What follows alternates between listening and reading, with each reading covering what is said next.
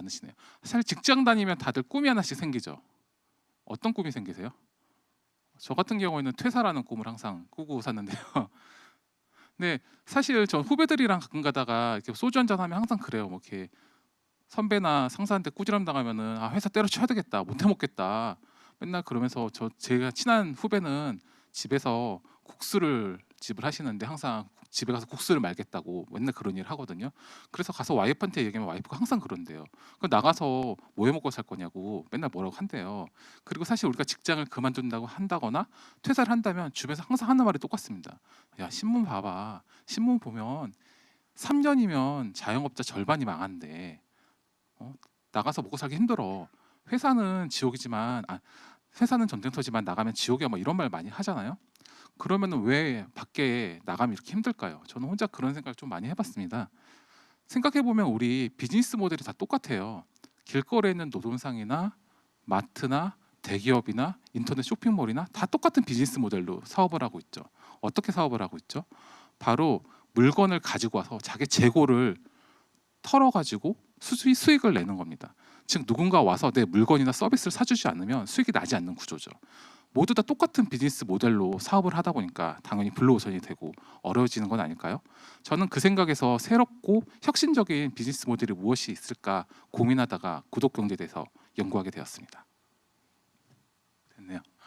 예, 저 오늘 뭐 다들 아시는 기업들이죠. 마이크로소프트, 애플, 구글, 아마존. 이걸 합쳐서 보통 마가라고 부르죠. 앞글자를 합쳐가지고. 지금 현재 7월 1일자인데 엊그저께 구글도 시총이 1조를 넘었습니다. 1조면 우리나라 환율로는 약 1200조죠. 2020년 우리나라 전체 예산이 500조를 좀 넘습니다. 그러면 구글 하나가 우리나라 전체 예산의 2배가 넘는 거죠. 이 기업 하나하나가 엄청 큰 기업인 거죠. 그리고 사실상 전 세계 글로벌 기업으로서 전 세계 테크를 다 이끌고 있습니다. 근데 이 기업들의 특징이 시가총액이 1위부터 4위까지란 점도 있고 IT 기업이고 빅테크 기업이란 공통점도 있는데요. 또 다른 공통점도 있습니다. 바로 구독 서비스를 제공한다는 거죠. 구독 경제 회사인 거죠. 사실 이 PPT도 구독 서비스로 받은 겁니다. 제가 MS 오피스 365를 쓰거든요. 그래서 매달 일정 금액을 내고 쓰고 있습니다. 전에는 사실 저희가 오피스를 돈 주고 샀습니다. 한 번에 라이센스를 샀죠. 한 카피씩. 회사도 그렇고. 특히 회사 같은 경우에는 요즘에 카피로 안 사고 구독료로 많이 내고 있죠. 자, 마가를 빼고 사실 지금 가장 핫한 기업은 어딘가요? 세계적으로. 바로 테슬라입니다. 테슬라는 사실 자동차도 몇 대 팔지도 않죠. 사실 실질적으로 봤을 때 지금 수익을 낼 만한 게 거의 없습니다. 그런데 이번에 도요타를 추월하고 전 세계 넘버원 시총 자동차 기업이 되었습니다. 자, 앨런 머스크입니다. 오늘 아침에 뉴스 혹시 보셨나요? 앨런 머스크가 워렌 버핏을 제치고 세계에서 7번째 부자가 되었습니다. 아까 말씀드린 것처럼 테슬라의 주식이 1년 사이에 6배 가량 올랐거든요. 그래서 지금까지 수십 년 동안 세계적인 부호였던 워렌 버핏을 제치고 테슬라가 7위가 된 거죠. 자, 이런 테슬라는 사실 다들 아시겠지만 영화 아이언맨의 모델로 굉장히 유명합니다. 그리고 여기 스페이스X, 다들 요즘 뉴스 많이 보셨죠? 5월 달에 민간 기업 최초로 유인 우주선을 쏘아 올렸죠.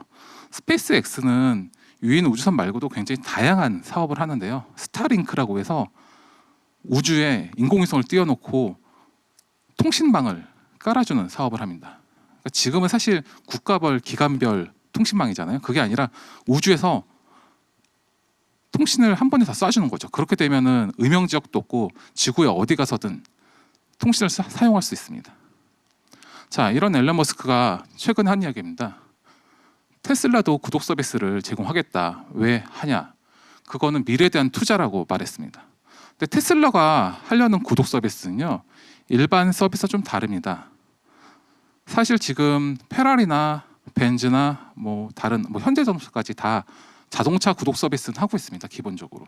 사실 안 하는 브랜드는 없거든요. 테슬라가 하는 건 자동차를 빌려주겠다는 게 아닙니다. 바로 소프트웨어를 구독 서비스 하겠다는 거죠. 소프트웨어는 여기서 바로 자율주행 프로그램입니다. 자율주행 프로그램을 매달 일정 금액을 받고 구독하는 서비스 스타일로 사업을 하겠다는 거죠. 그런데 이거는 테슬라만이 아니라 BMW도 유사한 계획을 가지고 있다고 합니다. 예, 아마존 프라임이죠. 사실 아마존은 다들 아시겠지만 처음 시작은 인터넷 서점이었습니다. 근데 지금 아마존은 전 세계에서 시총 1, 2위를 다투는 글로벌 기업입니다. 아마존 성장의 가장 큰 도축은 제 생각에 구독 서비스인데, 그 구독 서비스 하나 AWS라는 클라우드 구독 서비스고요. 하나는 아마존 프라임입니다. 자, 아마존 프라임을 보시면 내용이 뭐 그렇게 특별한 게 없습니다. 일정 금액을 내면 이틀 안에 상품을 배송료 없이 받아볼 수 있는 서비스랑 음악이나 비디오, 책 등을 구매할 때 혜택을 주는 정도 있습니다. 시작은 2004년에 시작했고요. 그리고 현재 2019년 기준으로 1억 5천만 명의 회원을 가지고 있습니다. 그리고 이건 아마존 직접 발표한 건데요. 1년 동안 구독료로 벌어들인 금액이 약 하나로 6조 5천억 정도입니다. 이 구독료로 번 겁니다. 이게 뭐 물건을 팔아서 번 것도 아니고 그냥 구독 서비스 신청료로만 본 게 6조 5천억입니다. 근데 아마존 프라임이 얼마나 구독 서비스의 비즈니스 모델의 클래식인지 2016년에 우리나라 언론에는 안 나왔지만 블룸버그에 골드만삭스가 애플에 공개적으로 제안합니다. 제안 내용은 이렇습니다. 이제 애플도 구독 서비스를 시작해야 된다. 제목이 이겁니다. 그러면서 했던 이야기가 애플도 아마존처럼 아마존 프라임을 벤치마킹하자. 그래서 애플 프라임을 제공하자는 내용이 주였습니다. 그러면은 애플이 어떻게 했을까요? 애플은 2019년에 아까 말씀드렸던 것처럼 3개의 구독 서비스를 출시했습니다. 그러면서 애플 카드라고 혹시 신문 보셨는지 모르겠지만 흰색 예쁜 카드가 있어요. 그걸 골드만삭스랑 같이 냈습니다. 제 생각인데 아마 2016년 전부터 골드만삭스랑 애플은 구독 서비스 회사로 변모하기 위해서 준비를 한 게 아닐까 이렇게 생각하고 있습니다. 물론 이거는 우리나라 언론에 나온 건 아니고 제가 외국 기사를 본 내용입니다. 그리고 이 아마존 프라임이 한국에는 현재 없는데 일본에는 있습니다. 근데 일본에 아마존 프라임 때문에 약간 진기한 현상이 일어났는데요. 바로 우체통 함 크기가 달라진 겁니다. 아마존 프라임 제품의 택배를 받기 위해서 그 택배 크기에 맞춰서 우편함 크기가 바뀌었습니다. 그 정도로 아마존 프라임의 영향이 굉장히 크고요. 자, 구독 서비스 중에 요즘에 가장 많이 하는 게 뉴스레터입니다. 혹시 뉴스레터 보시는 분 많으시죠? 없으신가요? 다들 좀 보실 것 같은데 저도 아침에 옛날에 보면 고도원의 아침 뉴스부터 시작해서 다양한 뉴스레터가 있잖아요. 요즘에는 이런 비즈니스 모델이나 다양한 이슈에 대해서 뉴스레터가 있습니다. 저는 개인적으로 미라클 레터라는 뉴스레터를 추천하는데요. 이 미라클 레터는 현직 지금 경제직 기자분께서 실리콘밸리 쪽 가셔서 그때 지금 뉴스에 나오지 않는 새로운 소식을 바로바로 전해주십니다. 단순히 뉴스에 대해서 전해주는 건 아니고요. 스타트업이나 그리고 어떤 이슈에 대해서 분석 기사도 많이 씁니다. 근데 이 내용은 보통은 일반 레가시 미디어에는 나오지 않는 내용이 많고요. 그래서 혹시 본인 사업이나 아니면 본인 공부에 이런 비즈니스 모델이나 실리콘밸리나 해외에 좀 약간 선진 사례가 필요하신 분 같은 경우에는 미라클 레터를 꼭 보시기 바랍니다. 미라클 레터는 참조로 공짜입니다. 자, 이 미라클 레터가 보시면 7월 9일입니다. 한 3일 됐죠? 3일 전에 이런 기사를 냈습니다. 바로 주가 상승을 부르는 이름 구독이라는 거죠. 자, 여기서 보면은 2023년에 전 세계 모든 하드웨어의 75%가 구독 형태로 전환될 거라고 가트너가 이야기했다고 하죠. 근데 정확한 내용은 하드웨어 및 서비스까지 전부 다 구독 형태로 전환될 것이라고 가트너가 예상을 했습니다. 2023년이면 앞으로 얼마 남지 않았습니다. 한 2, 3년? 2, 3년 후면 여러분이 쓰시는 대부분의 제품들이 다 구독 서비스로 바뀔 것입니다. 자, 월마트가 구독 모델을 한다고 선언했습니다. 월마트 구독 모델은 아까 말씀드린 것처럼 아마존 프라임에 대항하기 위해서 하는 겁니다. 아까 계속 말씀드리면 아마존 프라임은 구독 서비스의 굉장히 비즈니스 모델 클래식이거든요. 다른 기업들이 굉장히 많이 벤치마킹하고 있습니다. 자, 월마트가 이렇게 이야기하자마자 그날 주식이 7%나 올랐습니다. 월마트는 다들 아시다시피 1년 연 매출이 600조입니다. 우리나라 전체 예산보다 더 많은 거죠. 자, 이런 회사에서 구독 서비스를 한다는 이유만으로 그 당일날 주가가 7%나 폭등했습니다. 월마트뿐만 아닙니다. 이번 주에 트위터도 구독 모델을 한다는 소문이 있습니다. 트위터가 구독 서비스 관련돼 가지고 직원을 채용한다고 공고하였습니다. 그 공고를 보고 기사가 나자마자 그 당일 트위터의 주식이 7%나 올랐습니다. 자, 뭐 밑에 줌도 있고 다양한 내용이 있죠. 요즘에 미국 같은 경우에는 구독 서비스를 한다고만 하면 주식이 막 오르는 패션 같은 경향이 있습니다. 그런데 이게 우리나라도 마찬가지입니다.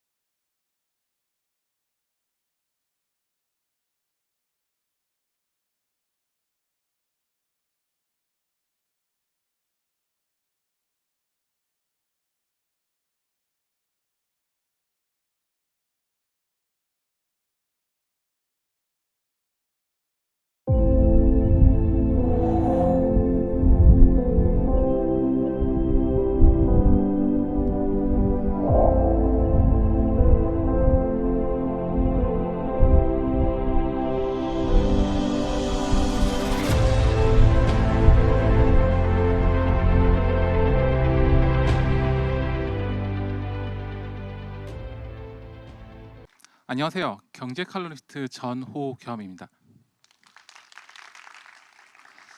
제가 사실 이렇게 큰 자리에서 강연해 보는 건 처음이어가지고요. 저는 사실 경제 칼럼을 많이 쓰고요. 뭐 방송이나 이런데 인터뷰를 많이 하기 때문에 보통은 앞에 카메라 한두 대 있거나 기자님들 정도 있었는데 이렇게 많은 분들이 앞에 계시니까 약간 당황스럽긴 하네요.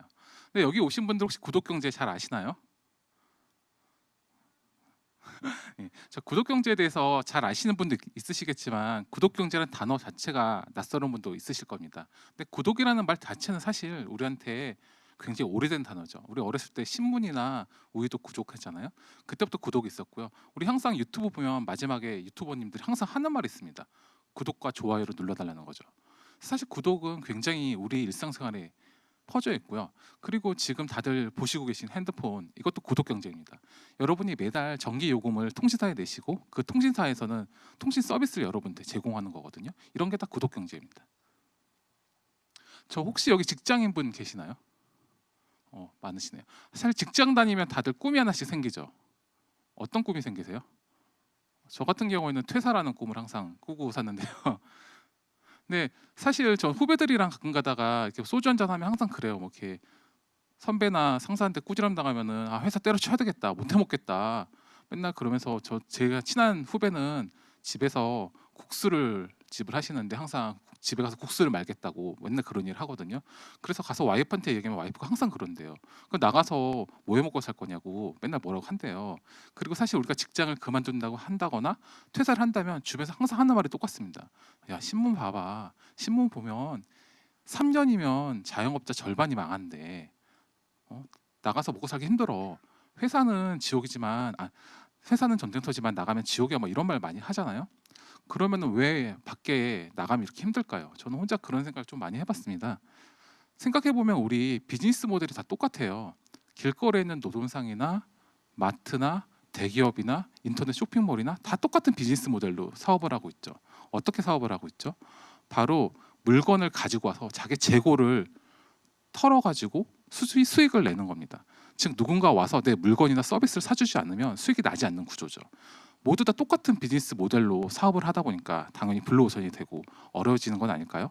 저는 그 생각에서 새롭고 혁신적인 비즈니스 모델이 무엇이 있을까 고민하다가 구독경제에 대해서 연구하게 되었습니다.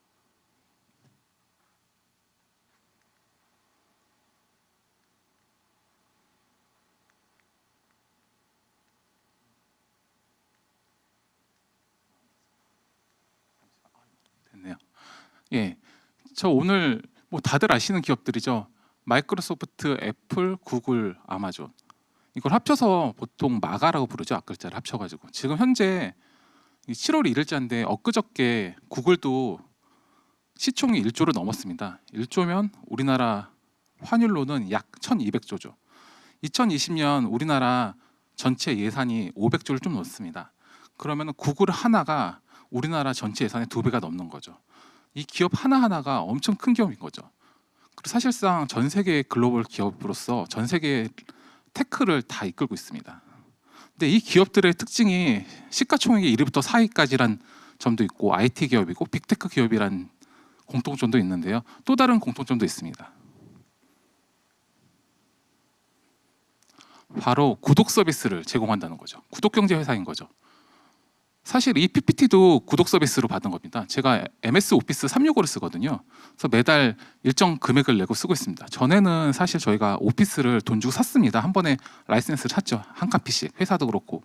특히 회사 같은 경우에는 요즘에 카피로 안 사고 구독료로 많이 내고 있죠.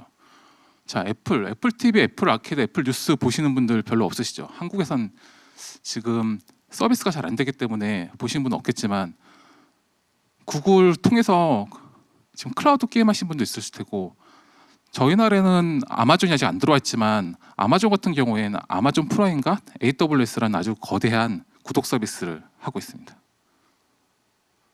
자, 마가를 빼고 사실 지금 가장 핫한 기업은 어딘가요? 세계적으로 바로 테슬라입니다. 테슬라는 사실 자동차도 몇 대 팔지도 않죠. 사실 실질적으로 봤을 때 지금 수익을 낼 만한 게 거의 없습니다. 그런데 이번에 도요타를 추월하고 전 세계 넘버원 시총 자동차 기업이 되었습니다.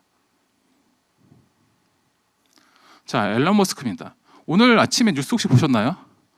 앨런 머스크가 워렌 버핏을 제치고 세계에서 7번째 부자가 되었습니다. 아까 말씀드린 것처럼 테슬라의 주식이 1년 사이에 6배 가량 올랐거든요. 그래서 지금까지 수십 년 동안 세계적인 부호였던 워렌 버핏을 제치고 테슬라가 7위가 된 거죠. 자, 이런 테슬라는 사실 다들 아시겠지만 영화 아이언맨의 모델로 굉장히 유명합니다. 그리고 여기 스페이스X 다들 요즘 뉴스 많이 보셨죠? 5월 달에 민간 기업 최초로 유인 우주선을 쏘아 올렸죠. 스페이스X는 유인 우주선 말고도 굉장히 다양한 사업을 하는데요. 스타링크라고 해서 우주에 인공위성을 띄워놓고 통신망을 깔아주는 사업을 합니다. 그러니까 지금은 사실 국가별, 기관별 통신망이잖아요. 그게 아니라 우주에서 통신을 한 번에 다 쏴주는 거죠. 그렇게 되면은 음영 지역도 없고 지구에 어디 가서든 통신을 사용할 수 있습니다. 자, 이런 앨런 머스크가 최근에 한 이야기입니다. 테슬라도 구독 서비스를 제공하겠다. 왜 하냐? 그거는 미래에 대한 투자라고 말했습니다. 근데 테슬라가 하려는 구독 서비스는요, 일반 서비스와 좀 다릅니다. 사실 지금 페라리나 벤츠나 다른 현대자동차까지 다 자동차 구독 서비스는 하고 있습니다. 기본적으로 사실 안 하는 브랜드는 없거든요. 테슬라가 하는 건 자동차를 빌려주겠다는 게 아닙니다. 바로 소프트웨어를 구독 서비스 하겠다는 거죠.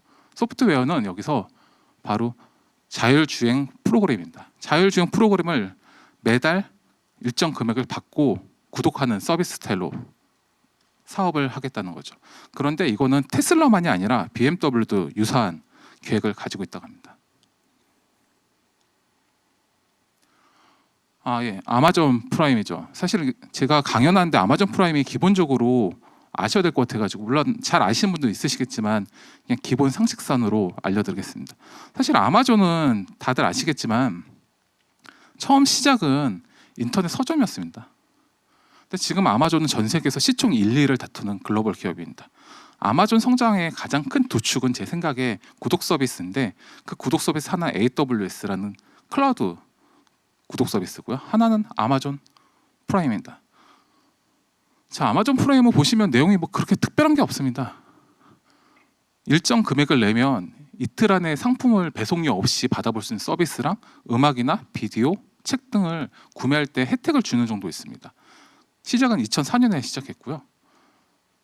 그리고 현재 2019년 기준으로 1억 5천만 명의 회원을 가지고 있습니다. 그리고 이건 아마존 직접 발표한 건데요. 1년 동안 구독료로 벌어들인 금액이 약 하나로 6조 5천억 정도입니다. 이 구독료로 번 겁니다. 이게 뭐 물건을 팔아서 번 것도 아니고 그냥 구독 서비스 신청료로만 번 게 6조 5천억입니다. 근데 아마존 프라임이 얼마나 구독 서비스의 비즈니스 모델의 클래식인지 2016년에 우리나라 언론에는 안 나왔지만 블룸버그에 골드만삭스가 애플에 공개적으로 제안합니다. 제안 내용은 이렇습니다. 이제 애플도 구독 서비스를 시작해야 된다. 제목이 이겁니다. 그러면서 했던 이야기가 애플도 아마존처럼 아마존 프라임을 벤치마킹하자. 그래서 애플 프라임을 제공하자는 내용이 주였습니다. 그러면은 애플이 어떻게 했을까요? 애플은 2019년에 아까 말씀드렸던 것처럼 3개의 구독 서비스를 출시했습니다. 그러면서 애플 카드라고 혹시 신문 보셨는지 모르겠지만 흰색 예쁜 카드가 있어요. 그걸 골드만삭스랑 같이 냈습니다. 제 생각인데 아마 2016년 전부터 골드만삭스랑 애플은 구독 서비스 회사로 변모하기 위해서 준비를 한 게 아닐까 이렇게 생각하고 있습니다.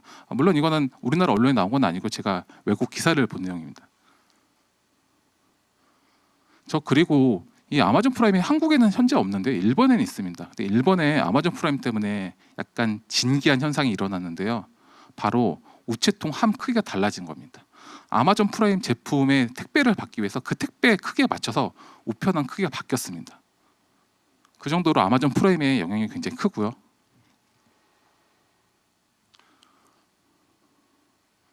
자, 구독 서비스 중에 요즘에 가장 많이 하는 게 뉴스레터입니다. 혹시 뉴스레터 보시는 분 많으시죠? 없으신가요?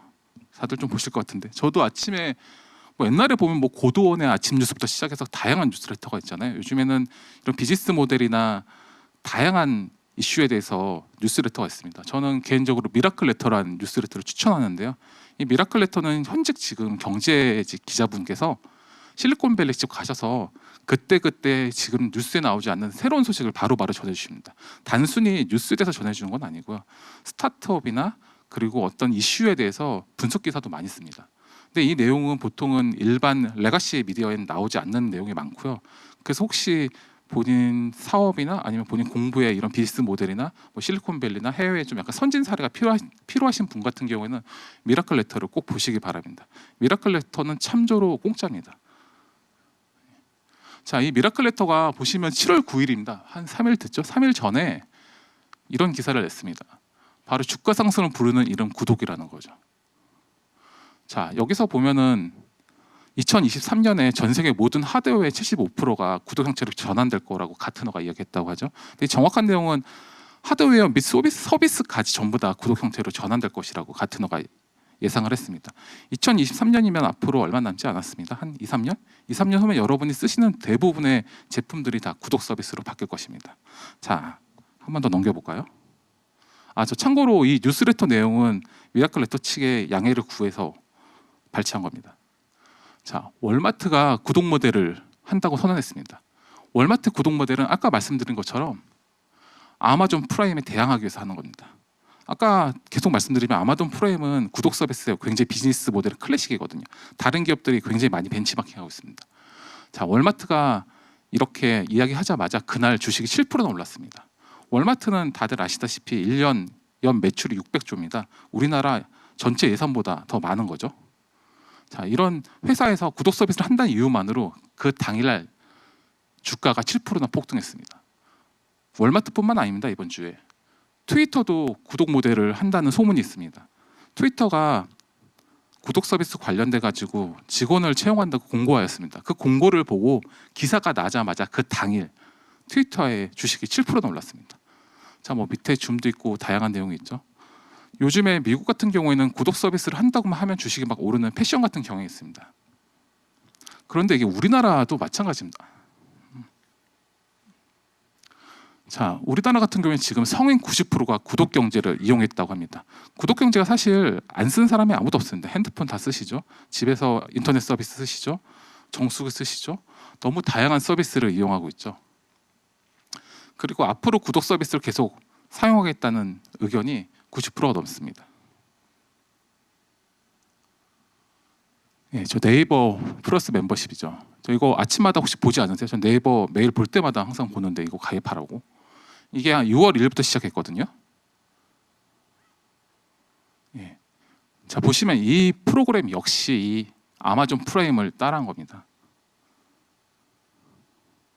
왠지 이름도 월마트 플러스랑 비슷하죠? 네이버 플러스 멤버십이.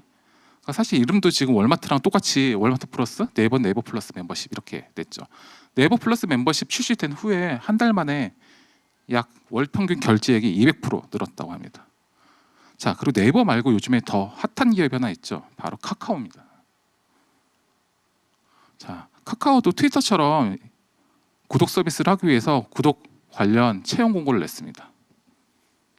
지금 위의 사례, 그 미국 사례 완전 판박이죠. 이름부터 시작해서 하는 이 프로세스가 똑같습니다. 지금 사실 전 세계적으로 구독 경제가 굉장한 트렌드가 되었습니다. 그리고 구독 경제를 한다고 그러면 대부분 투자자들이 굉장히 선호하고요. 주식도 폭등하고요.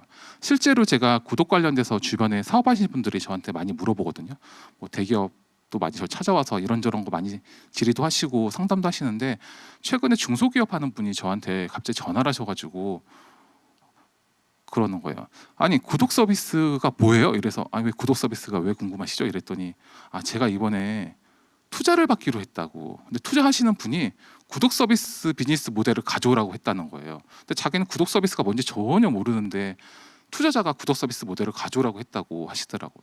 그래서 요즘 투자하시는 분들도 이렇게 정기적으로 금액이 나오는 구독 서비스 모델을 하는 회사에 투자하기를 원합니다. 예, 아까 말씀드린 것처럼 우리는 어렸을 때 뭐 신문 구독도 하고 우유 구독도 하고 사실 구독이 굉장히 익숙하죠. 뭐 아까 말씀드렸지만 유튜브 보면 맨날 구독과 좋아요죠. 네이버를 열더라도 신문 구독부터 시작해서 뉴스 구독, 각종 구독의 요청 사례가 빈번하고요. 자, 구독은 영어로 서브스크립션입니다. 뭐 서브스크립션 여러 가지 뜻이 있는데 가입한다는 뜻도 있고 서비스를 사용한다는 뜻도 있습니다. 근데 구독이 우리나라 한문 단어 그대로 하면은 사성 일답니다. 그래서 구독 경제 관련된 뉴스나 이런 댓글이 정말 많습니다.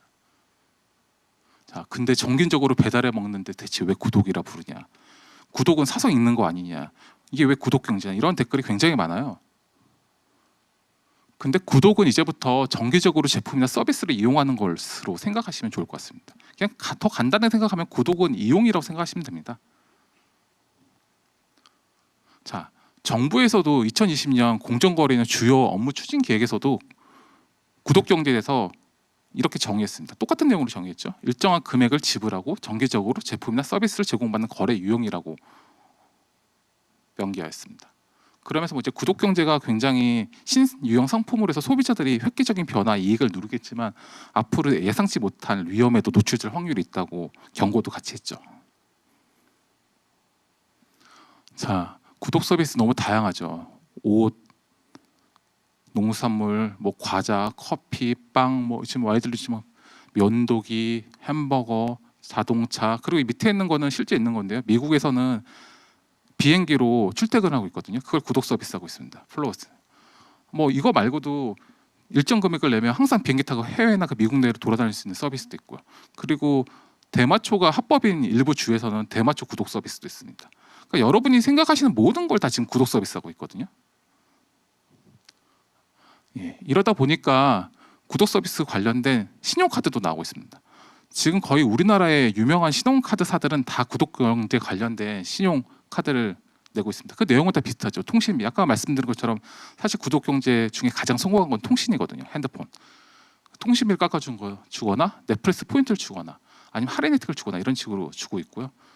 그리고 심지어 구독경제 요즘 너무 핫하다 보니까 구독경제 관련 회사만 모아서 펀드를 만들어서 투자하는 펀드도 있습니다. 뭐 아까 말한 마가들이 다 들어있죠. 주오라도 들어있습니다. 주오라는 좀 뒤에서 한 번 더 설명할 건데요. 근데 뭐 수익률도 괜찮다고 합니다. 자, 구독경제 세계 규모입니다. 올해 약 632조 원 정도로 보고 있는데요. 이 추정치는 사실 몇 년 전에 나온 거기 때문에 제 생각에는 이거보다 훨씬 많을 거라고 봅니다.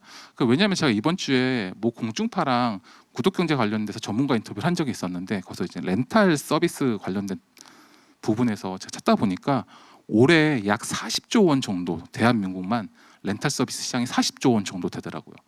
그렇게 따지면 렌탈은 구독 서비스의 일부거든요. 그런데 대한민국에서 렌탈 서비스 시장이 약 40조라 그러면 대한민국의 구독경제 시장은 올해만 해도 굉장히 더 많다는 소리거든요. 그럼 전 세계를 다 합을 했으면 632조보다 훨씬 많을 것 같습니다. 근데 이 자료는 2, 3년 전에 예측한 자료이기 때문에 아마 금액이 좀 과소돼 있지 않나 생각하고 있습니다. 자, 구독경제 지금 말 들어보시니까 사실 예전부터 쭉 하던 거잖아요. 뭐 대단한 것도 아니고. 근데 왜 이렇게 떴을까요? 굳이? 자, 지금 핸드폰을 다들 갖고 계시잖아요. 우리나라 인구보다 핸드폰이 더 많습니다. 물론 여기에는 중복 가입자도 있고 법인 가입자도 있고 여러 가입자가 있겠죠. 근데 핸드폰은 이미 누구나 갖고 있는 겁니다. 핸드폰을 다 갖고 있다 보니까 당연히 모바일 마켓이나 그리고 그 어떤 인터넷에 액세스하기 편하죠. 그러다 보니 자연스럽게 물건을 사기도 편하고 구입하기도 편하고 모든 게 다 클릭 한 번으로 되게 됐습니다. 그리고 최근에 경제 골드만삭스 최근 며칠 전 발표 자료를 제가 다시 갖고 왔는데요. 미국의 경제 성장률 올해 마이너스 4.6%라고 합니다. 위의 도표는 우리나라 도표입니다. 우리나라 같은 경우에도 약 10년 전만 하더라도 연 7% 상승했습니다. 연 7% 상승이면 10년이면 2배씩 경제가 뛰었다는 소리거든요. 그러다가 그 후엔 쭉 2%대 성장을 하고 있습니다. 성장이 사실상 거의 멈춘 거나 마찬가지죠. 사실 모두 다 경제적으로 어렵기 때문에 예전처럼 물건 사고 흥청망청 할 수가 없습니다. 그렇기 때문에 물건을 사는 것보다 가성비를 더 중요시 여기는 거죠. 하지만 물건은 내가 소유하지 않더라도 여러 가지 서비스와 제품을 체험하는데 관심을 가지기 시작한 거죠. 이래서 이제 밀레니얼 세대가 사실 이거의 종합판인데 밀레니얼 세대는 지금 소비 주체입니다. 사실 가장 중요한 위치에 있는 분들이고요. 밀레니얼 세대는 보시다시피 어렸을 때는 인터넷을 썼고요. 청소년 때는 핸드폰을 썼습니다. 사실 이런 모바일이나 인터넷 굉장히 익숙한 세대이죠. 그리고 가장 풍요로운 세대라고는 하지만 실제로 아까 말씀드린 것처럼 경제적으로 계속 저성장이었기 때문에 성장이란 걸 겪어본 적이 없는 세대죠. 특히 우리나라 밀레니얼 세대는 굉장히 불쌍하죠.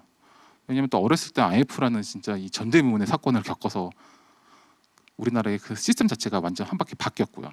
또 그 다음에 좀 있어가지고 살만한가 했더니 또 글로벌 경제 위기가 생겨서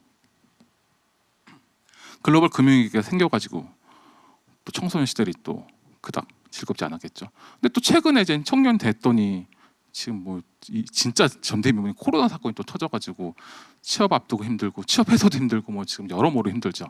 자, 이러다 보니까 지금 세대들은 성장보다는 위기가 익숙합니다. 뉴스 보면 맨날 나오는 게 위기예요. 저는 사실 최근 몇 년 사이에 위기 아니라는 뉴스를 본 적이 없어요. 그리고 회사 다니시는 분들한테 다 들어보고 제 친구들도 회사 많이 다니고 저 역시 회사를 다니고 있는데요. 회사에서 위기가 아니란 말을 최근 몇 년 들어본 적이 없어요. 우리가 앞으로 잘 될 거다. 올해 너무 좋아. 우리 이런 게 아니라 항상 신문도 올해는 위기, 작년보다 위기. 요즘에는 그냥 위기가 일상생활이기 때문에 이게 위기가 진짜 위기인가 하는 그런 생각도 개인적으로 듭니다. 자, 이런 상황에서 많은 비용을 지불하고 제품을 구매하기가 굉장히 부담스럽잖아요. 그러다 보니 자연스럽게 물건을 사용하고 경험하는데 초점을 두게 되었습니다. 그러다 보니 자연스럽게 구독 경제가 뜨게 된 거고요. 자, 이거 아시나요? 넷플릭스 다 쓰시죠? 저 방금 여기 연사 강의실 갔더니 어떤 연사분이 넷플릭스를 찍으시더라고요. 그래서 그 옆에서 잠깐 구경했었는데 넷플릭스가 사실은 DVD 딜리버리 회사입니다. 넷플릭스는 1990년대에 DVD를 구독 서비스 해준 회사였습니다. 그때 내용은 대략 이렇습니다. 저도 제 지인한테 들은 건데요. 대략 DVD 하나 가격으로 3개를 빌려볼 수 있습니다. 그리고 본인이 보고 싶은 거는 인터넷을 통해서, 이때도 인터넷이 됐잖아요. 통해서 대여 목록에다 집어넣으면 그걸 보고 우편이나 배달로서 그 집이나 사무실에 배달해 주는 거죠. 이런 식으로 하고 본인이 3개를 보고 그 대여료, 그러니까 연체료 같은 건 없는 거죠. 근데 본인이 다른 거 보려면 그 DVD를 반납하고 1개를 반납해서 1개를 다시 볼 수 있고 2개를 반납하면 2개를 다시 볼 수 있는 식으로 한 거죠. 근데 최근에 어떻게 됐죠? 자, 아이고야. 이렇게 누르기만 하면 바로 볼 수 있죠. 예전에 DVD가 이제 넷플릭스 오리지널이라는 자체 방송으로 바뀐 겁니다. 그리고 우편이나 배달이 온라인과 모바일의 발전으로 바로 온라인을 쏴주게 된 거죠. 그 대여 목록이나 자기 희망 목록 필요 없습니다. 이제는 넷플릭스의 아이디를 가지고 취향 저격하는 영화를 계속 추천해 주거든요. 그래서 전 사실 개인적으로 한번 넷플릭스 들어가서 몇 개 봤더니 계속 그 영화를, 그런 식의 영화를 추천해 주더라고요. 근데 사실 저는 그런 영화를 별로 좋아하진 않거든요. 그렇게 시대가 변함에 따라서 이렇게 회사도 변합니다. 이렇게 회사가 똑같은 90년대 구독 서비스 회사였지만 이렇게 시대에 잘 맞춰가지고 변한 넷플릭스 같은 경우엔 지금 작년 기준으로 전 세계 가입자가 1억 5천만 명이었는데요. 이번 주 발표에 의하면 1억 8천만 명까지 늘었다고 합니다. 이게 코로나하고 언택트 때문에 그런 거죠. 그래서 갑자기 3천만 명 이상 늘어나는 기염을 토하고 있죠. 자, 구독 서비스 가장 중요한 거는 3가지입니다. 구경편이라고 부르는데요. 구독 적합성이 있어야 됩니다. 굳이 구독할 필요 없는 제품 서비스 할 필요 없잖아요. 그렇기 때문에 그 구독자한테 최적화된 서비스와 제품을 제공해야 됩니다. 그 줄 때는 경제성인데요. 경제성은 사실 이제 말할 필요가 없습니다. 왜냐하면 다들 아까 말씀드린 것처럼 핸드폰 다 들고 계시잖아요. 핸드폰으로 누르면 최저가 바로 나옵니다. 요즘 경제성 없으면 되는 게 없어요. 물론 경제성이 좀 상관없는 게 몇 개 있어요. 명품 시장, 뭐 소위 말한 가심비를 하는 시장이나 그리고 팬덤 시장이 있습니다. 그런 시장 제약은 사실 경제성은 이제는 뭐 말할 필요가 없어요. 그래서 가끔 가다가 언론에 보면은 구독 서비스의 가장 핵심은 경제성이라고 그러는데 경제성 없는 건 요즘에 비즈니스 모델로 살아남을 수가 없거든요. 자, 3번째는 편리성입니다.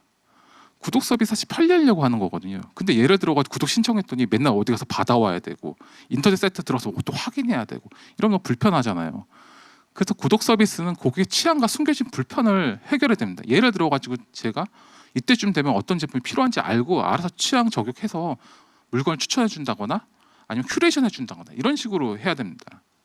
그래서 구독 서비스는 구독자가 원하는 제품 및 서비스를 효용성 있고 편리하게 제공하는 게 중요합니다.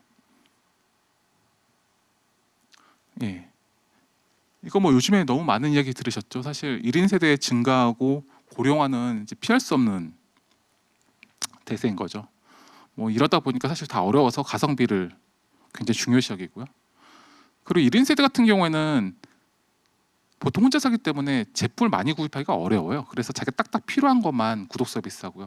얼마 전에 비모사에서 5천 인상만 사면 바로바로 냉장고 없이 제품 서비스 해주는 걸 하잖아요. 뭐 이런 식의 구독 서비스가 많아질 겁니다. 고령화도 마찬가지입니다. 예를 들어 가지고 일본이나 미국 같은 경우에는 고령화 구독 서비스가 굉장히 많습니다. 어떤 구독 서비스가 있냐면요. 고령화 되면 미국의 개인 주택을 관리하기가 굉장히 어렵습니다. 그래서 개인 주택을 유지 관리해주는 구독 서비스가 있고요. 고령화를 위해서, 고령자를 위해서. 그리고 고령자들의 대부분은 손자나 손녀가 있을 거 아닙니까?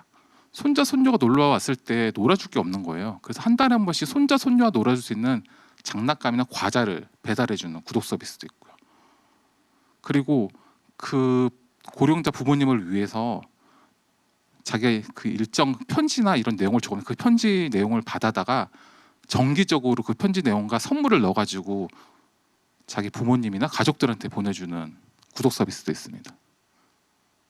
굉장히 다양한 구독 서비스가 있죠. 뭐 일본 같은 경우에 진짜 고령화나 고령자를 위한 서비스 정말 많고요. 1인 세대에 관련된 서비스도 엄청 많습니다. 할인되는 카드 있으세요? 마일리지 카드 있으세요? 통신세 카드 있으세요? 멤버십 카드 있으세요? 엄마 카드 있으세요? 아빠 카드 있으세요? 하루 카드 있으세요? 아무것도 안 하고 싶다. 이미 아무것도 안 하고 있지만 더 격렬하게 아무것도 안 하고 싶다. 혹시 CF 보신 적 있으신가요? 몇 년 전에 한참 인기 있었는데 전 개인적으로 이 CF 굉장히 좋아하거든요. 할인된 계속 나오네. 예, 이 CF 같은 경우에는 내용 보시다시피 어디 가면 묻는 게 너무 많아요. 저 같은 경우에 사실 인터넷 쇼핑을 별로 좋아하지 않는 게 뭘 집어넣으면 뭐 이렇게 제품도 많고 추천도 많고 서비스도 많고 너무 많아서 이걸 읽다 보면 지치더라고요. 그래서 요즘엔 정보의 홍수입니다. 물론 정보의 홍수고 이런 거를 선택하거나 쇼핑하는 사람 좋아할 수도 있겠죠. 근데 사람은 기본적으로 너무 많은 선택지가 있으면 부담스럽거든요. 심리적으로. 그리고 무엇인가 결정한다는 게 쉬운 게 아닙니다, 사실. 그렇기 때문에 구독을 제가 좋아하는 제품을 일상적으로 보내주는 구독 서비스가 더 뜰 확률이 높고요. 아까 이 카드사의 이야기도 그거죠. 알아서 내가 다 해줄 테니까 카드만 내라 이거죠. 앞으로 이런 서비스가 많아질 거로 봅니다. 예, 이분은 워낙 유명하신 고인이 되신 스티브 잡스죠. 스티브 잡스가 원래는 이런 식으로 우리가 평소에 입는 정장도 입고 일반 옷을 입고 다니셨는데요. 언제 한 번 일본 소니사를 갔더니 자 지금 매일 입고 다니시는 옷이죠. 저 위에 검은색 터틀백이라고 하나요? 저거를 유니폼으로 입고 있더래요. 그래서 왜 입고 있냐고 물어봤더니 일본이 전쟁 이후에 옷이 없어가지고 서로 원팀 그 결속력을 늘리기 위해서 유니폼을 이걸로 맞췄다고 하더라고요. 그래서 이걸 보고 너무 좋아서 애플에 가서 자 우리도 이런 유니폼 입자 이랬더니 애플에서 입었을까요? 안 입었겠죠. 그래서 본인 유니폼으로 아마 이 옷을 선택하신 것 같아요. 근데 항상 여기 지금 써 있지만 똑같습니다. 아이폰 쓰시고 검은색 옷 입으시고 리바이스 청바지 입으시고 뉴발란스 스니커즈 신으시고 그래서 저 위에 옷 같은 경우에는 옷을 안 팔아가지고 한 번에 100벌인가 200벌을 사다 놨대요. 근데 예를 들어가지고 구독 서비스로 스티브 잡스라는 사람이 있는데 이 사람은 이런 옷을 좋아한다 해서 구독 서비스를 이분에게 만약에 물론 고인이 됐지만 살아계셨을 때 구독 서비스 하시겠냐고 제안했으면 안 했을까요? 바로 했을 것 같은데 본인 매일 아니면 일주일에 한 번씩 이 세트로 계속 구독 서비스 해주는 거죠. 새로운 옷이요. 가져와서 다시 또 런더링 해주고요. 그래서 분명히 하셨을 것 같아요. 이렇게 각자의 취향에 맞춰서 하는 게 구독 서비스입니다. 또 아마존 프라임을 또 해야 되는데요. 아마존 프라임이 아마존 대시 버튼이라는 걸 만들었습니다. 혹시 이거 아시는 분 있으신가요? 우리나라에는 아마존 프라임이 안 들었기 때문에 잘 모르는데요. 우리 보통 집에서 가장 잘 떨어진 게 뭐죠? 휴지, 뭐 어른이 있으면 기저귀 이런 생활용품들이죠. 사다 놓고 좀 지나면 또 떨어져요. 근데 또 까먹어요. 사야 되는데.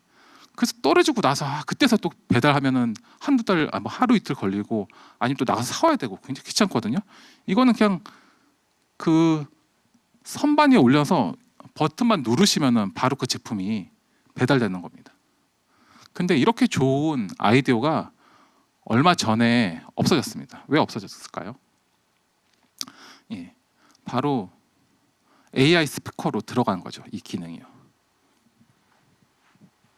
제가 작년에 AI 스피커를 우연히 컨퍼런스 콜에 가서 받아왔거든요. 그래서 제 아들한테 줬어요.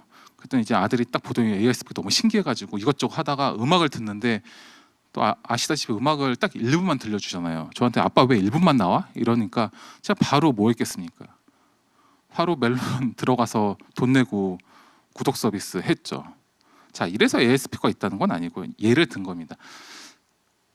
구독 서비스 같은 경우에는 사실 많은 대화가 필요 없죠. AI 스피커를 가지고 여러 가지 제품을 가지고 비교할 수 있나요? 없습니다. 결국에는 AI 스피커는 구독 서비스에 특화된 스피커로 갈 확률이 높죠. 그래서 전 개인적으로 AI 스피커와 발전할수록 구독 서비스와 유사한 비즈니스 모델이 성장할 것이라 보고 있습니다. 자, 이제 도시화죠. 도시화 굉장히 심각한 문제지만 구독 서비스 입장에서는 구독 경제 입장에서는 굉장히 좋은 아이템이죠. 자, 앞으로 한 30년 후에는 25억 명이 더 도시에 산다고 하네요. UN 자료에 의하면. 도시화는 구독 서비스의 굉장히 중요한 포인트입니다. 아까 말씀드린 것처럼 넷플릭스나 이런 여러 가지 음악 듣고 이런 거 다 통신 인프라가 깔려야 되거든요.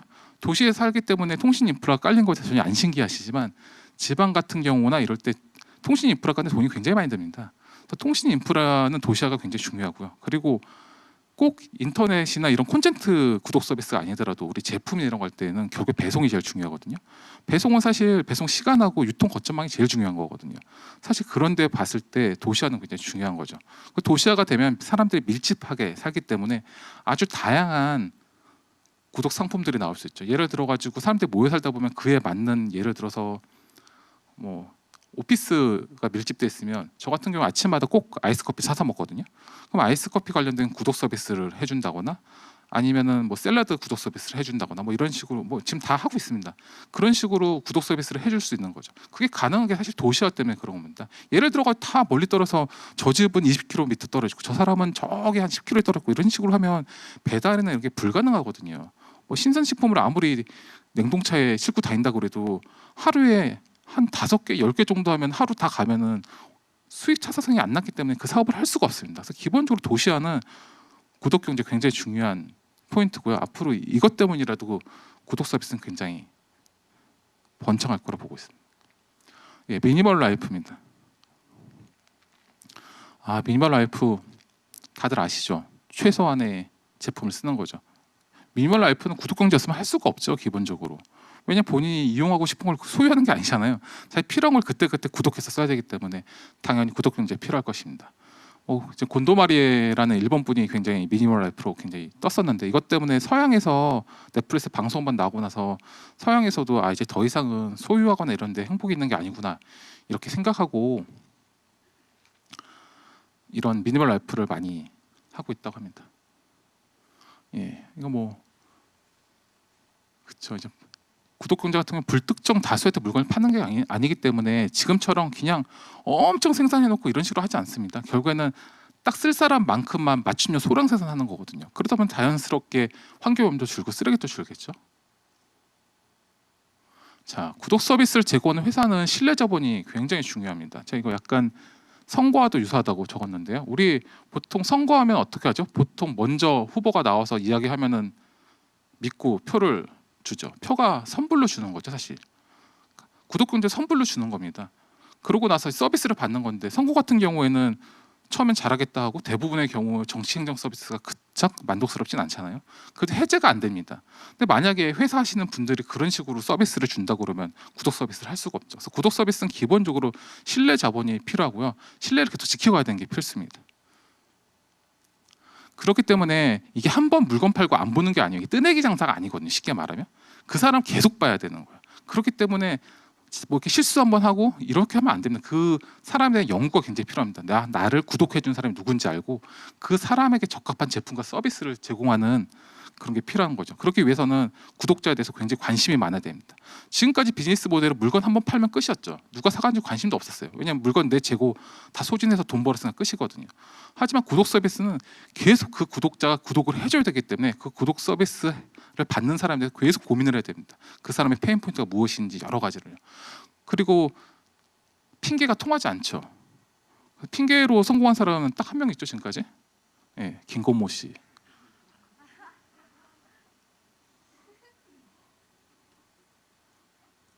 자, 여기서부터는 제 칼럼인데요. 제가 그 경제지에 썼던 칼럼인데요. 이제 그 미국 대기업 40%가 이 코로나 되면 없어진다. 이 내용인데, 이거는 존 챔버스라는 시스코, 이 시스코도 사실은 나중에 구독 서비스로 위기를 벗어난 회사죠.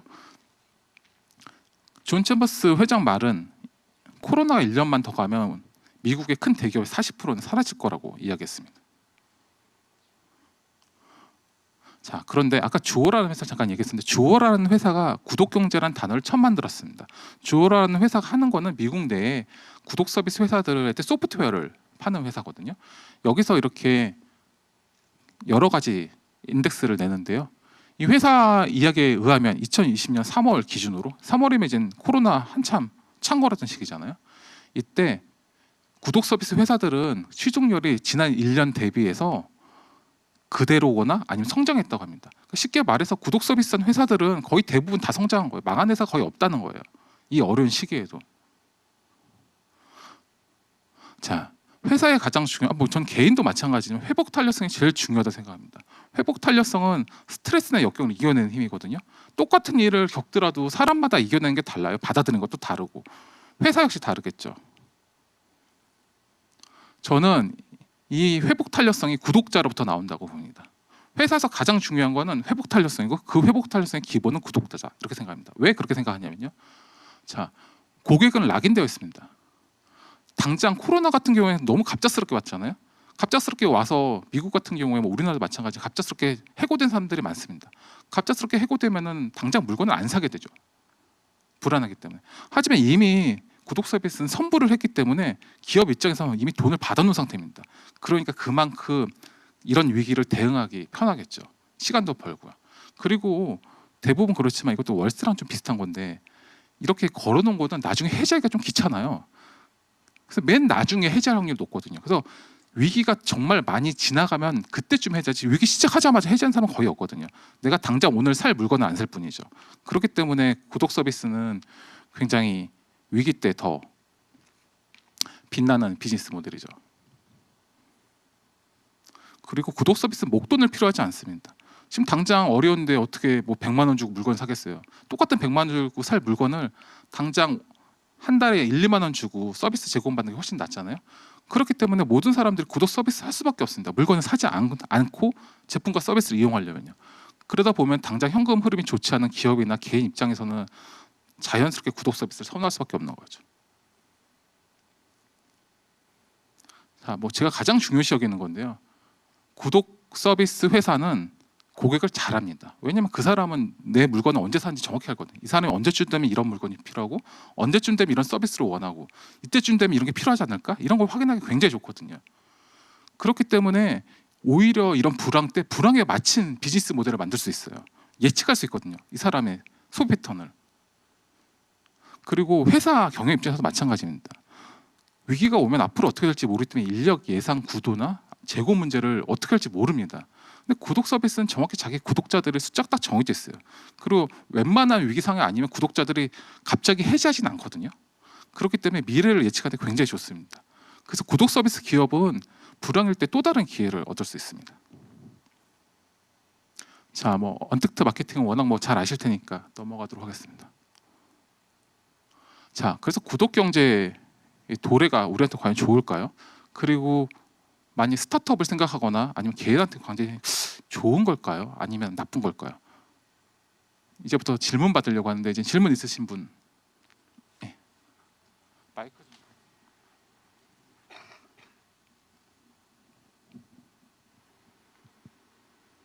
또 질문은 어떤 것든 상관없습니다.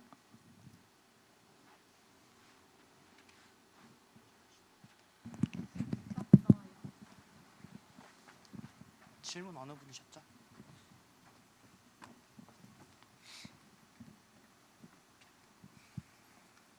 네, 강연 잘 들었습니다.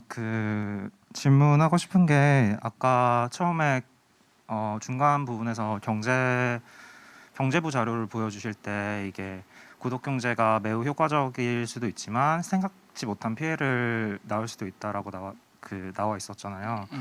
그렇죠. 그 공정거래위원 자료. 예, 맞습니다. 네네. 예, 맞습니다. 예. 그래서 강연 들으면서 그 부분에 대해서 생각을 해보다가 이게 구독 경제가 이제 사람들이 생각하기 싫고 정보의 홍수에서 결정을 도와주는, 그리고 어쨌든 선택은 사용자가 하는 거기 때문에 어떤 이런 정보의 홍수를 헤쳐나가는 대안이 될 수도 있음과 동시에 사용자의 주체성을 떨어뜨릴 수도 있다고 생각을 하거든요. 어쩌면 인포데믹이라고 얘기를 하잖아요. 요즘 인포데믹으로 갈 수 있는 어떤 그 두 가지 가능성을 모두 가지고 있다고 생각이 되는데 교수님께서는 어떻게 생각하시는지 궁금합니다.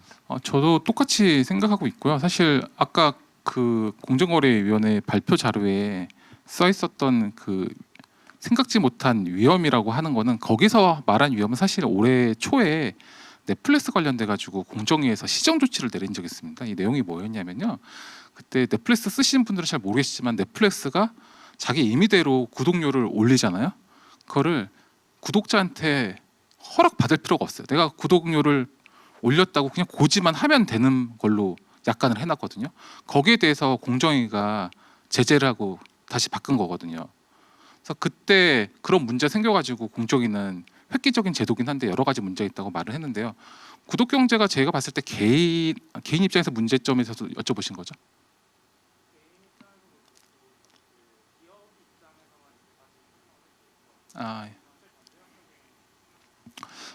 아, 저는 사실 우선은 구독 경제가 지금까지 장점만 말했으니까 이제 단점이나 우려되는 점 말씀드리면, 개인 입장에서는 이게 금액이 대부분의 개인이 쓰는 구독료는 적어요. 뭐 몇천 원에서 기껏해야 만 원대 이래요. 그래서 커피 한두 잔 값이거든요. 그래서 한 번 신청하고, 저희 뭐 유튜브나 뭐 다른 거 보면은 한 달 무료 같은 거 있잖아요. 이걸 다크너찌라 부르는데, 너찌가 보통 옆으로 이렇게 툭 치면은 알아서 해주는 거잖아요. 근데 다크너찌라고 해가지고 그게 반대로 이렇게 작은 유튜브 같은 데서 30일 무료하고 등록해놓고 까먹고 그냥 계속 신청하고 돌아가는 경우가 많거든요. 이걸 다크너찌라 부르는데, 다크너찌가 굉장히 많아질 확률이 높죠. 그리고 쓸데없는 돈이 많이 나가죠. 이게 금액이 적고 해지가 보통 복잡하다 보니까 하고 싶지 않은 경우가 많거든요. 그래가지고 까먹고 넘어가는 경우가 많아서, 이게 하다면 상관없는데 이 구독 서비스는 돈이 계속 나가는 거예요. 정비를 해가지고 시간에 맞춰가지고. 이게 한 번 나가는 게 아니기 때문에 내가 까먹고 있으면 1년 후에는 이 돈이 12배가 돼 있는 거거든요. 그렇기 때문에 가정 경제 입장에서는 굉장히 안 좋습니다. 근데 이 금액이 소소하게 나가기 때문에 까먹는 경우가 많습니다. 그래서 개인 경제, 가정 경제 입장에서는 구독 경제 그런 면을 좀 고민해야 되고요. 그리고 구독 서비스 처음 보면은 이거 사실 아까 말한 것처럼 AI 스피커 타가지고 음악 듣잖아요. 뭐 하면 또 괜찮아 보이는 게 많거든요. 금액도 적은데. 근데 이거 하고 저거 하다 보면은 이것저것 하다 보면 금액이 산더미처럼 늘어요. 이게 사실 제2의 월세처럼 될 수도 있어요. 저는 그래서 개인적으로 구독 서비스가 사람들이 많이 신청은 하겠지만 해지를 까먹는 경우가 많아가지고 궁극적으로는 가정 경제에 좀 안 좋지 않을까 이런 생각을 하고 있고요. 그리고 기업 입장에서는 사실 그런 생각도 많이 합니다. 예를 들어서 기업 입장에서 구독 경제를 하는 게 좋죠. 그런데 구독 경제를 어떻게 보면은 이게 금액이 사실 한 번 물건 팔아가지고 100만 원 들어올 거를 나눠서 받는 거거든요. 그래서 사실은 작은 기업 입장에서는 구독 서비스가 오히려 하기 어려울 수도 있거든요. 그래서 그런 면에서 봤을 때 좀 문제가 많을 수도 있고요. 한 예로 들어가지고, 혹시 극장이니까 무비패스란, 미국에 무비패스란 구독 서비스가 있었습니다. 이거는 뭐였냐면요, 지금 영화 한 번 볼 금액으로 매일 영화를 무한대로 극장 가서 볼 수 있는 제도였거든요. 무비패스라고. 이게 처음에 시작될 때는 엄청 히트했습니다. 그래서 한간에 오프라인의 넷플릭스라고 하면서 주식도 많이 오르고 굉장히 많은 투자를 받았거든요. 근데 망했죠. 원래 처음에 무비패스가 생각했던 거는 이런 거였거든요. 우선 헬스장처럼 누가 영화를 매일 보러 오냐, 그리고 이거를 만약에 극장 측에 내가 가지고 있는 아이디, 그 구독자 정보가 있잖아요. 이 구독자 정보를 주면서 이런 사람들 이런 영화를 좋아하니까 이런 영화를 만들어봐, 이런 식으로 추천을 하면은 극장에다가 그 극장 배급사나 아니 영화사에다가 데이터를 팔면은 수익이 날 거라는 생각을 했는데요. 결국에 틀렸죠. 그리고 영화를 매일 보는 사람이 있는 정도가 아니라 누가 더 영화를 많이 봤는지 인터넷상으로 서로 디베이트하는 경우도 생겨가지고 막 영화표를 이만큼 쌓아놓은 경우도 있었고요. 심지어 미국에 가시면 잘 알겠지만 화장실 쓰기가 어렵잖아요. 화장실 쓰려고 극장 왔다가 화장실만 쓰고 가는 사람도 있고, 이거 다 무비패스에서 자기 돈으로 해줘야 되거든요. 그래서 무비패스라는 데가 망한 적이 있습니다. 그리고 또 약간 재밌는 사례인데, 중국의 충칭시에서 굉장히 유명한 호거집을 열었대요. 아주 크게. 그래서 이제 구독 서비스로 한 달에 일정 금액을 내면 한 달 내내 식사를 하게 해서 이 구독 멤버십을 뿌렸는데 사람들이 엄청 많이 산 거예요. 그래서 이제 굉장히 잘 됐다고 했는데 20일도 안 돼서 극장이 망했습니다. 왜 망했는지 아세요? 사람들이 이 카드를 가져와 가지고 자기가 먹고 식구들 돌려서 다 먹는 거예요. 친구들까지. 그래서 그 동네에 있는 모든 사람들이 다 와가지고 식사를 하는 거예요. 생각지 못한 일이거든요. 그래가지고 망했어요. 또 그리고 예를 들어가지고 뭐 그런 것도 있고, 뭐 구독 서비스를 함으로써 나빠지는 경우도 있죠. 오히려 저는 이게 양극화를 더 초래하지 않을까 이런 생각도 사실 하고 있어요. 왜냐하면 아까 말씀드린 것처럼 다량 생산이나 이런 물건 재고 쌓아놓은 거 아니잖아요. 그럼 당연히 생산이 떨어질 거라는 거죠. 생산이 떨어지면 당연히 고용이 떨어지지 않을까 생각하고요. 이게 궁극적으로는 오히려 경제에 더 악영향을 끼치는 면이 있지 않을까 하는 개인적인 생각이 있어요. 근데 이거는 뭐 조사된 바도 없고 연구된 바도 없기 때문에 제 개인 생각으로는 지금 이렇게 만약에 진짜 가트너 말 맞다나 75%가 2, 3년 내에 전부 다 구독 서비스 바뀐다. 이러면 그만큼 지금까지 막 재고도 쌓아놓고 여러 가지 안 쓰는데 서비스도 하고 사람도 고용하고 이러면서 많은 경제가 돌아가고 있을 텐데 이게 줄어들 거 아니에요? 그렇기 때문에 자연스럽게 경제가 저성장되고, 그리고 이게 약간 이 서비스 자체가 대기업에 좀 유리해요. 사실 구독 경제는. 사실 제가 얼마 전에 어떤 대기업에 인터뷰를 하고 갔더니 거기서는 스타트업에 유리한 게 아니냐고 질문했었는데, 스타트업은 사실 구독 경제가 쉽지가 않아요. 왜냐하면 기본적으로 아까 말한 것처럼 제품이나 서비스를 자기 돈을 먼저 가지고 있다 이렇게 분할해서 하는 거잖아요. 그래서 파이낸스적으로 쉽지가 않고요. 두 번째는 신뢰를 얻기가 어려워요. 그 회사가 어떤 회사인지 알고 누가 자기가 먼저 선불 내고 서비스를 받겠어요. 그렇게 어렵거든요. 그래서 사실 스타트업 같은 경우에는 팀업을 해가지고 구독 서비스 시장에 진출해야 되는 거죠. 뭐 이 질문 안 하셨으니까 이거는 뒤라고 해서 구독 경제가 아마 사회적으로는 좀 시간이 지나면은 여러 가지 생각지 못한 이슈나 문제가 있을 거라고 생각하고 있습니다. 또 다른 질문 받을까요?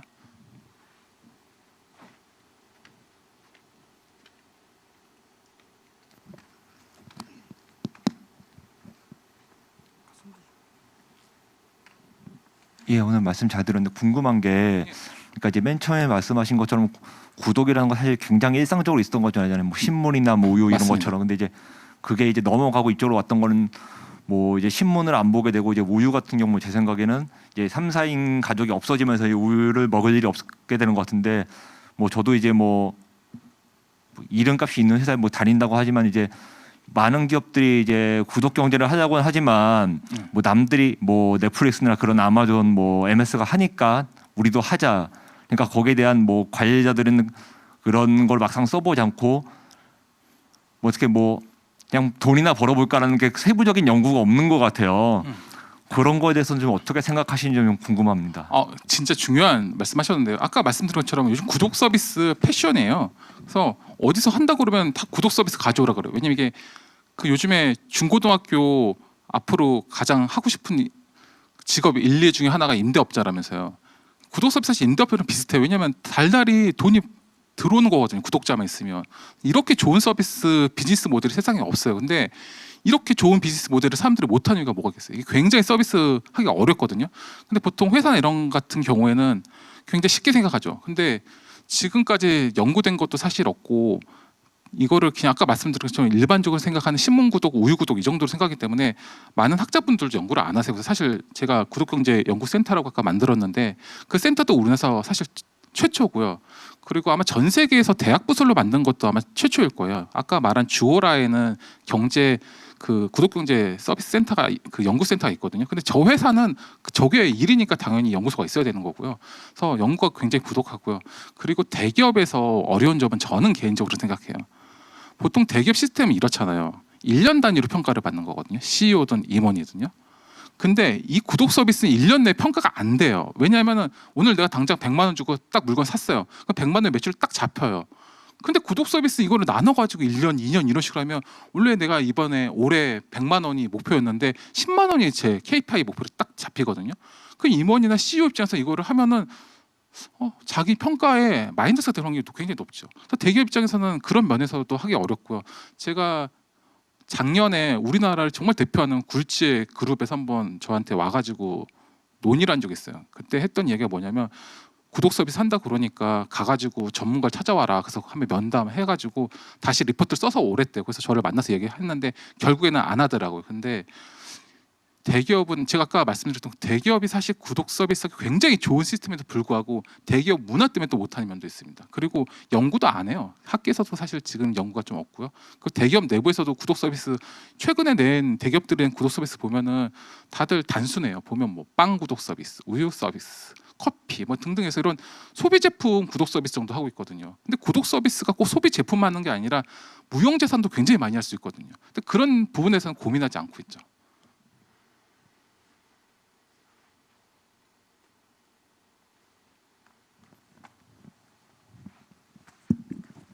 저도 강연 잘 들었습니다. 저는 그 말씀 주신 어뷰징 사례가 아니더라도 이게 구독 모델 중에서 소비자들이 소비를 더 많이 할수록 그 구독 모델을 가지고 있는 기업 입장에서 손해를 볼 수 있는 그런 구독 모델도 있다고 생각하거든요. 가령 예를 들어서 아까 소개해 주셨던 네이버 멤버십 서비스 같은 경우에는 이게 구매를 하면 4%의 뭐 적립금을 더 주는 건데 그게 네이버 입장에서는 구매를 더 하면 할수록 어느 정도 이렇게 페이백을 해줘야 되니까 손해가 되는 거잖아요. 그래서 뭔가 기업이 더 많이 줘야 되는 그런 구독 모델 같은 경우에는 그걸 어떤 베네핏이 있을 거라고 생각해서 그런 모델을 설계를 하는 건지, 그리고 그런 모델 같은 경우에는 월정액 금액을 어떤 식으로 좀 책정을 하는 게 기업 입장에서 좀 손해를 덜 볼 수 있는 건지 이런 거에 대한 입장을 좀 들어보고 싶습니다. 우선은 이 구독 서비스 자체가 쉬운 모델이 아니고요. 아까 말씀드린 아마존 아까 예를 들었는데 아마존도 무료 배송을 했잖아요. 근데 아마존이 결국에 한 거는 크로스셀링과 업셀링이거든요. 이 사이트 우선 그걸 모객행위라고 하던가요? 우선 사이트로 끌어들인 다음에 이 물건에 들어와서 다른 물건까지 살 수 있게 추천도 하고 이런 식으로 하는 거예요. 네이버 같은 경우에는 사실 구독 서비스가 굉장히 좋은 회사죠. 왜냐하면 네이버에 들어오면 다른 네이버 스토어가 있으니까 또 그 통해서 물건을 팔 수가 있으니까요. 그래서 그런 식으로 크로스셀링 할 수 있는 회사는 할 수 있죠. 근데 구독 경제도 아무나 할 수 있는 건 아니에요. 대기업이라서도 아무나 할 수 있는 것도 아니고 본인이 플랫폼이나 아니면 연계 사업을 갖고 있어야 됩니다. 크로스셀링 할 수 있는 걸요. 그래서 예를 들어가지고 얼마 전에 햄버거 집에서 커피 구독 서비스 했잖아요. 아까 설명했었는데 잠깐 그거 같은 경우 와서 커피 사러 왔다가 햄버거도 사고 뭐 버거도 사고 감자튀김도 사고 뭐 이런 식으로 크로스셀링 하라고 하는 거였거든요. 그런 식으로 해야 되고요. 그리고 구독료 관련돼 가지고 사실 책정하기가 쉽진 않죠. 그거는 예를 들어 가지고 아까 네이버 같은 경우에는 처음에 시장에서는 한 10,000원대에 지금 4,900원인데요. 한 10,000원대 할 거라고 했는데 4,900원 했습니다. 근데 이게 아마존 프라임 같은 경우에는 JP보건에서 분석한 바에 의하면 구독자가 아마존 프라임에서 내는 구독료보다 6배 정도 이익을 얻는다고 하거든요. 그러니까 구독자에게 그렇게 이익을 줄 수 있는 구독료를 선택해야 되는 거죠. 근데 지금 네이버 같은 경우는 저는 뭐 자세히는 모르겠는데 구독료 자체는 회사마다 워낙 다르고 그 시스템이나 업종이 다 다르기 때문에 어떻게 측정한다 이렇게 단정적으로 말하기 쉽지 않을 것 같아요.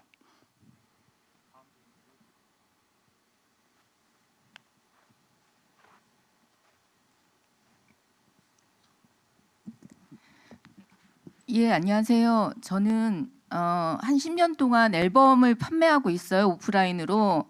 근데 저희가 앨범을 판매하는데 이게 앨범이 사양 사업이다 보니까 많은 고민이 있는데 그래서 저희가 이제 아이들 대상, 그러니까 부모들 대상으로 아이 사진 전문으로 앨범을 팔고 있는데 그러면 요새는 이제 앨범을 인화하는 사람들이 거의 없잖아요. 그래서 그러면 하루 뭐 한 달에 10장 정도를 선택해서 인화해 주는 서비스를 구독 서비스를 되게 고민했어요. 근데 이렇게 영세 자영업자나 이렇게 작은 기업에서는 그거를 이제 말씀하신 대로 구독 경제를 이렇게 진행하고 이렇게 하기가 생각보다 만만치가 않더라고요. 그래서 저희 같이 이렇게 오프라인이나 아니면 작은 업체들이 혹시 구독 경제나 아니면 이런 거를 좀 활용할 수 있는 아이템이나 아니면 이런 거는 좀 피해야 된다. 뭐 그렇게 좀 조언해 주실 게 없는지 좀 듣고 싶습니다. 저 근데 예. 저 선생님 회사만 그런 게 아니라 한 예로 구글 아시죠? 방금 아까 마가했던 구글도 똑같은 문제로 최근 지난달에 서비스를 그만뒀어요. 구글 포토가 구독 서비스 했거든요. 똑같이 그 이날을 한 달에 10장을 하기로 해놓고 심지어 대기업도 안 돼요. 이렇게 구글 같은 전 세계 넘버원 기업도 막상 하려니까 안 돼가지고 지난달 6월 며칠 날 접었어요. 뭐 말로는 잠시 중단이라는데 안 됐으니까 접었겠죠. 그러니까 아까 말씀하신 게 쉽지 않아요. 근데 요즘에 LP판 같은 경우 굉장히 많이 팔리거든요. 레트로 때문에. 근데 물론 약간 그런 다르신 거긴 한데 우선 중소기업이나 영세 상인 입장에서 구독 경제는 어려운데 제가 이 부분에서 굉장히 고민하고 있는 게 팀업을 해야 된다 생각해요. 저는.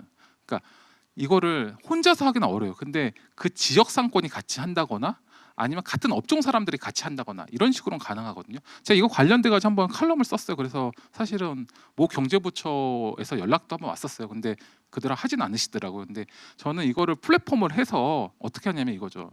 지금 사실 우리 홍보하기 어렵잖아요. 영세 사업자나 이런 사람들은 홍보할 수가 없어요. 왜냐면 그리고 아까 말한 신뢰 문제도 있기 때문에 사람들이 구독하기가 어렵죠. 그러면 이거를 플랫폼화 해가지고 정부나 아니면 큰 기업에서 나서서 플랫폼을 해서 이 업종이나 이 지역별로 엮어주는 거죠. 그래서 저는 개인적으로 팀업이 필요하다 생각합니다. 근데 이거는 자영업자끼리 하기는 쉽지 않고 이걸 뭔가 팀업할 수 있는 플랫폼이나 제도적 장치가 필요하지 않을까 생각합니다.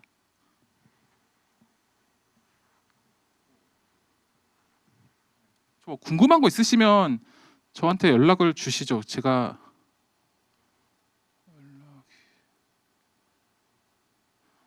약간 좀 그 네이버나 이런데 제 이름 치시면 제 연락처 오픈되어 있거든요. 네, 전화번호 다 나왔네요. 아이고 꺼주시죠. 예, 그래서 연락을 주시면은 제가 답변을 해드리겠습니다. 아니면 이거 끝나고 저한테 오셔가지고 물어보셔도 되고요. 저 시간이 다 끝났다고 계속 말씀하셔가지고요. 예, 오늘 너무 감사합니다.